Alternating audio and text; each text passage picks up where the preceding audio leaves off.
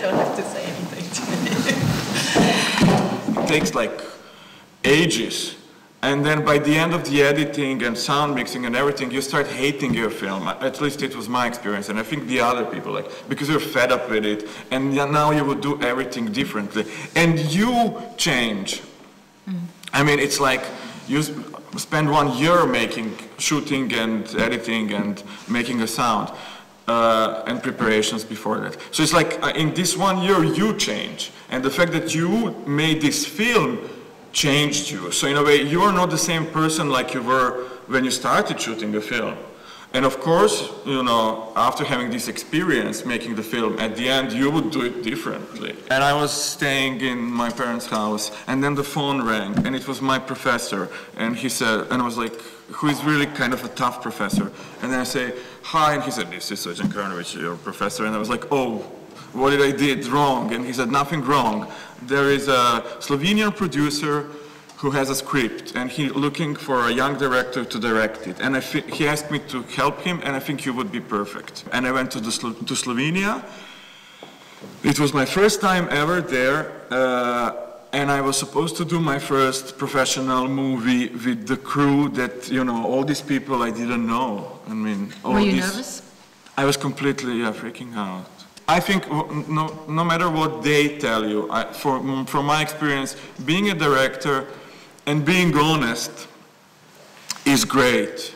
I mean, you should be, I mean, from my experience, if you're honest to the people and say, hey people, actually I have no idea how I'm going to direct this, people tend to kind of open up and help you, and they're not like, oh, look at this bastard, he doesn't know anything.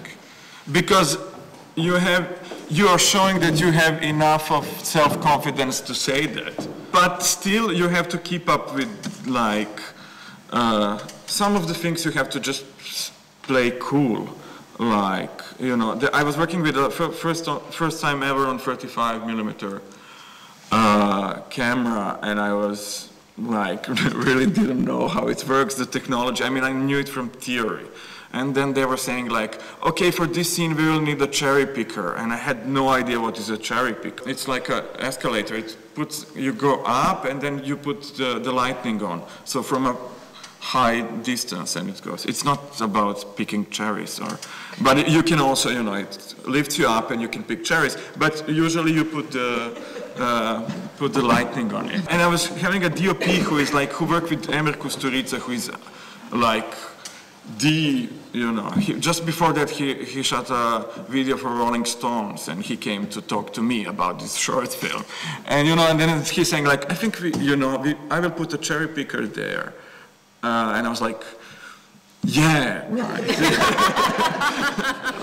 The people from Slovenia felt, well, we should make like, because it's about the Bosnian people, we should, yeah, why don't we hire for the authenticity? They went to hire extras from the refugee camp in Slovenia. And they took me there to choose the extras. And you know, from my accent, you really know that I'm from Serbia. And I was like kind of there really choosing very neutral words and not talking that much. But at the end of the day, we had like these shooting days when there was like 50 people who were refugees removed from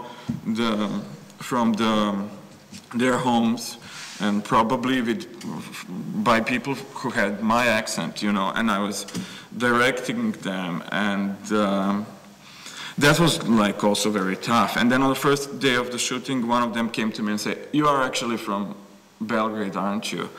And then I said, yes. And then he said, and how is it there? What about, you know? And all of a sudden, you know, we broke the ice. This was 3 cows. One of them was a really like trained cow. One of them was a stunt cow. This is one that goes mad at the beginning. And one of them was giving the birth. I was really crazy about being precise about the black and white on the cow. I was asking them to, you know, color the white so it kind of looked like the same pattern like the main cow who is trained actress cow. We were calling her Sharon Stone, which was fun, you know. So it was all in Slovenia, and they told me, there's a great trainer animal trainer who is from Belgrade. You give him a call when you go back home so you can talk. And I called him, and then he said, okay, let's meet. Where do you live? And I said, New Belgrade. This is where this previous film is, these concrete, terrible buildings. I'm in New Belgrade. And I said, what block? And I said, 61. And he said, what building? And I was like, why is he asking me for a building, you know? And I said, this building. And I said, what entrance into the building? And then I told him, and he said, knock on your wall, you know? And it turned out that he was living in the same building, but just like 3 apartments from me and a different entrance. So I kind of never met him. It's amazing. And 2 of us were the only guys from Serbia going to Slovenia to shoot this film. But then I had a blockade kind of approaching the story, because I mean, I was not there, I didn't, you know. And it stopped the moment I started thinking about it as if it was happening in Belgrade. If you're dealing with a subject that is not so familiar to you, it's very tricky. So I think you have to find your way to it.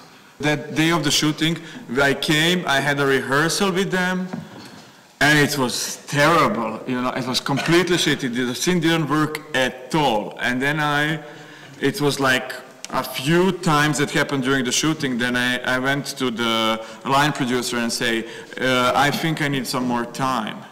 First I was panicking inside, then I sat alone, and then I was, but at the end of the day I went into the trailer of the actors and say, guys, I think it doesn't work at all, why? And I have no clue why.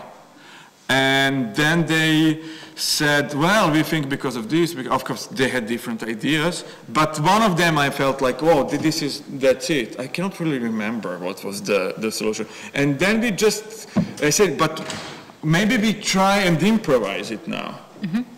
And I was sitting in the trailer with them, and they were improvising. And they gave me, I cannot remember now, but there was one small thing that kind of twisted the whole thing. They were just saying, oh, I guess it was too many dialogue, and then they say, let's cut all the dialogue, or something like that. And then I said, okay, let's rehearse and see, not rehearse, but improvise. And it took us 1 hour, or maybe even more. And all the rest of the crew members were sitting outside, and it was cold. And of course you feel guilty and think about what are they thinking about you. Mm-hmm. But it's better to do that than to shoot a scene that doesn't work.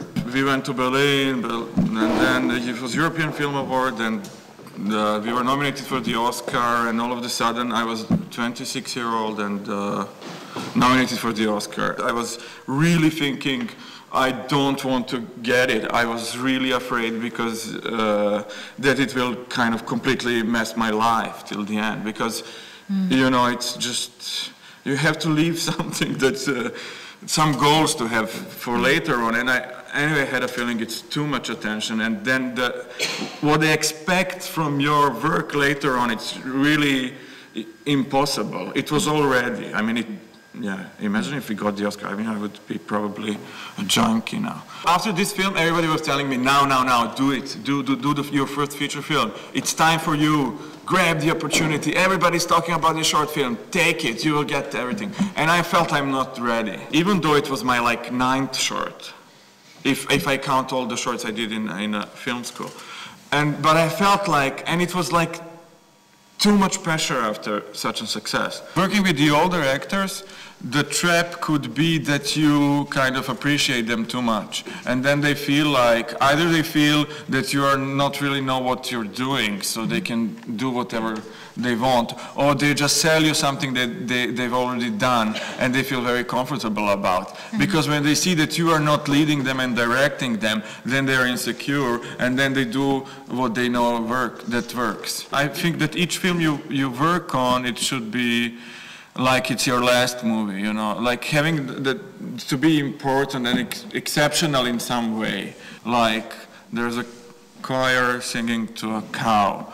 You know, this is exceptional. It's, you know, I've never seen it. I think you have to just Stick to, if you have this feeling inside, stick to this idea, and you will be coming to dead ends consequently. It's like a process. What I do is I have like, because it's really hard to work, to work for me, I find it, I'm lazy. I just have it like during the day, like several hours while I have to work. And find these hours, like for example, I wake up at 7, start working at 8, and I finish by noon or 1. And I do it every day. And if you switch off the phones, I switch off the phones, there are no excuses. Even if I cannot write and I'm completely blocked, I sit down and I force myself to sit down until noon. And then usually like 5 minutes before noon, you know, I get this great idea and I stay on working.